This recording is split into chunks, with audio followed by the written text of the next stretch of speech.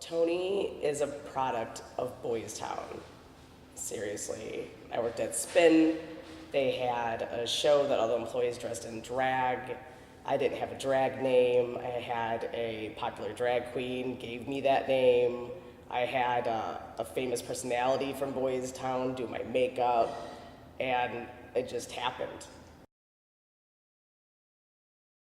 Coco is different from Raymond in several ways. Raymond is very quiet. Raymond is very to himself. He doesn't speak up very often. Whereas Coco is a spitfire. Coco is from the hood, 95th and Jeffrey. And she is more of a tell it like it is, but still a loving, giving heart.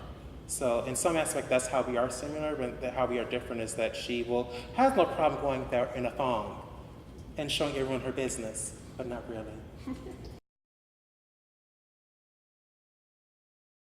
This is also one. I found it really hard just to like bend my feet and everything since I'm so pigeon-toed. I will say for the foxtrot, it's more structured. So I'm learning to be more structured and about my body placement. So like I said, I'm a modern kid, so I used to be a little more freer and going with the flow and letting your body move the way it should. Normally, whereas opposed to now, I'm more of it should hit this way, it should be more exact. So that's more of my challenge of learning to be more exact in a certain frame.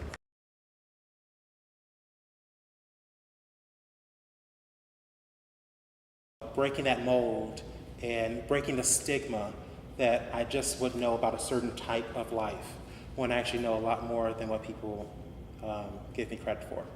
People tend to see me is because I am 6'3" and I am 250, that they don't think I can dance, they don't think that I can move, when I've been actually choreographing and dancing since 2001. So people are usually shocked when they find that I am a modern dancer, and then I do have that theater aspect, and I have 3 Jeff Awards.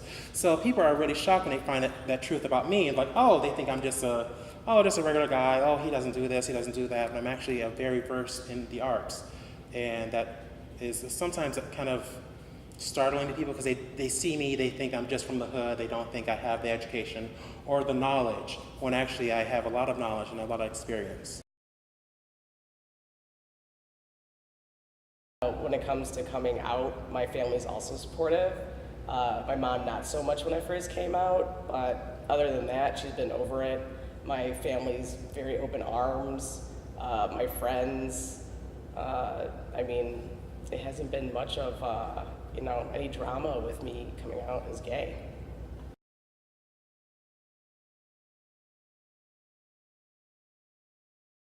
It was actually a total mistake. Some friends of mine that were in a drag king group needed an extra drag king, and I come from like 22 years of theater background and have played males on stage, and I told them this in passing. So they somehow equated that to that I had done drag before. So they were short somebody and they were like, well, hey, can you do it? And I was like, well, I actually haven't done drag, but sure, why not? And that's how he came to be, and he's kind of been ever since. I remember like sitting at the bar with a bar napkin, like writing out all these funny names, trying to decide on his name. He became part of the Call Girls, the regular performing troupe at the Call, and he's performed monthly ever since then there.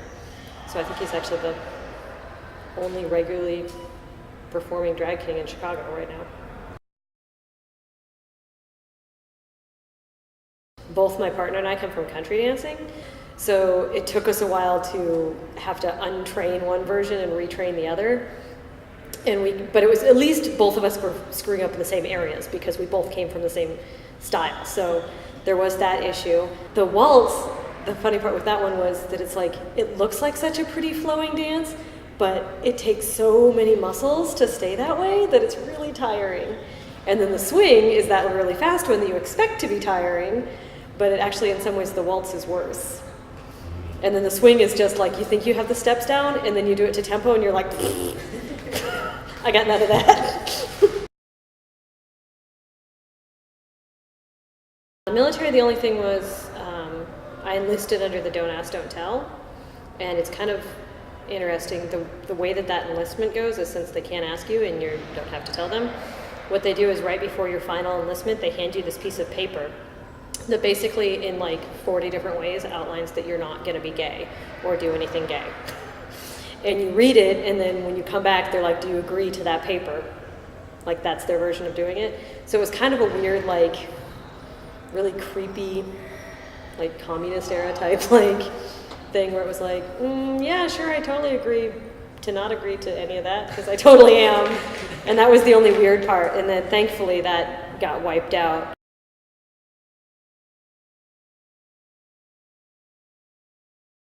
I'm not out. I'm out to 3 of my family members. None of my Andy friends, no. I've got a whole passel of Ashley friends in the community, the trans community. I'm very involved in the Chicago trans community. Andy was a social person, but really never went out a lot. It was work at home and occasionally out. Ashley goes out a lot with her friends. And there's a lot of stuff going on. How else? Personality-wise, morality-wise, we're the same person. With Andy, there's always, right back there, always present, is Ashley. I always want to get there. I always want to be that. There's that urge. With Ashley is fine being Ashley all the time. Well, everybody's taller than me. Okay, so finding myself and figuring out that I'm transgender, I coached myself to move in a more masculine way. And not to say that the male part of these dances is not masculine, but it's body movement in a way that I'm not used to moving, and that I've coached myself for some years now to not move that way. So that was a little bit difficult. For a middle-aged guy, I'm probably a pretty okay dancer. I wouldn't say I'm great. Just learning to move more feminine. I'm still struggling with that. I sometimes catch myself in the mirror when we're at the studio, and I think, boy, you look like a galoot. But I also see that softening up a bit. And so I'm achieving at least one of my goals.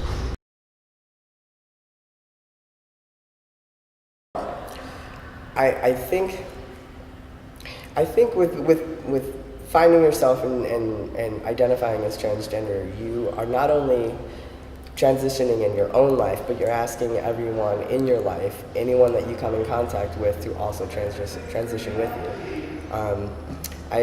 In my own life, I've had a great support system as far as my friends, and my girlfriend has been there for me through every bump in the road and every happy spot, and it's challenging, just like anything else, but anything worth having doesn't come easy.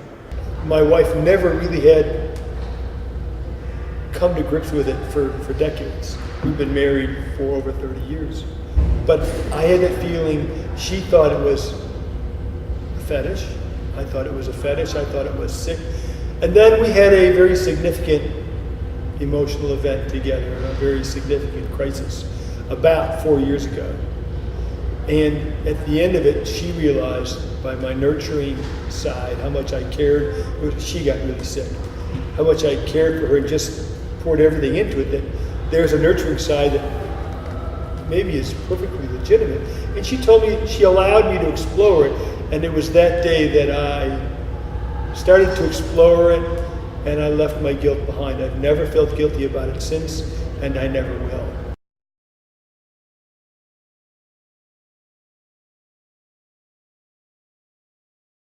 The teaching just makes everything worth it. The business end has been a journey from the beginning, and the teaching is kind of my release. So it's just always such a joy to see how the dancing really does affect our students and how it changes them individually and as couples.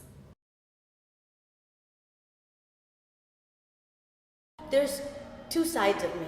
There's like Rico is more like, has more courage, is freaky, can let himself loose and do everything, because it's not really the person you see walking down the street, you know? So I can kind of let my inner self out on stage.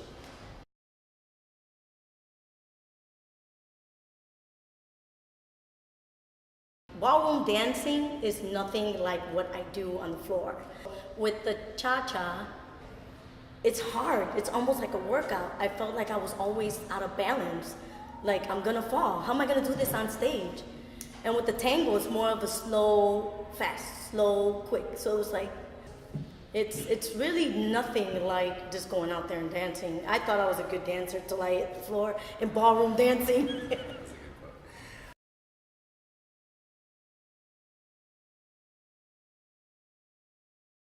The struggles are always the same. Society is still, it's hard for them to accept the whole, that's a woman, but she looks this way. They have they think that a mom should look like a mom. I guess there's a stereotype to mom, but really a mom is just a person who wants to, carry a child and wants to care for that child for the rest of their life.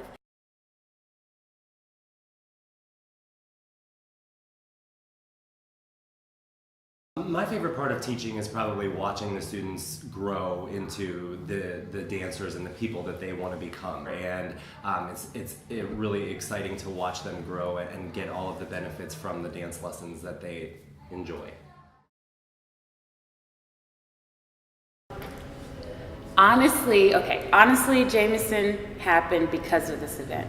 Like, I did drag before, but Jameson, I really developed a character for this event. So Jameson is, he's a guy. He likes the chicks. He likes to flirt. Not that much different than myself.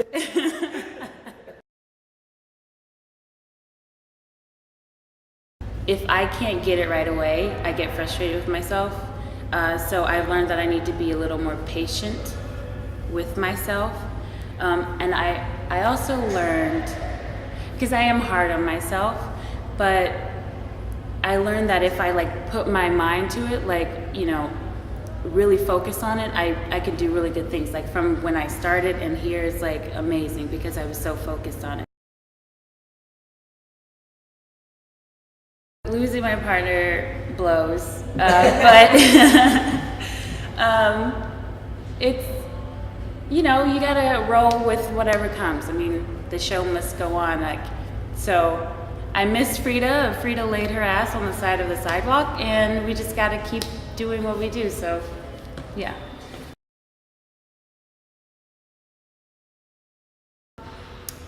The biggest challenge, I think, because I come from the South, a very religious family, so that's been the biggest issue. Because I was very religious too, but when I came out as gay, it wasn't a big deal because I didn't think it was anything wrong, but that I didn't feel it. So the reaction from my family was kind of tough. But as far as every day, I don't, because I don't know, I don't really face discrimination or anything, not to my face anyway. So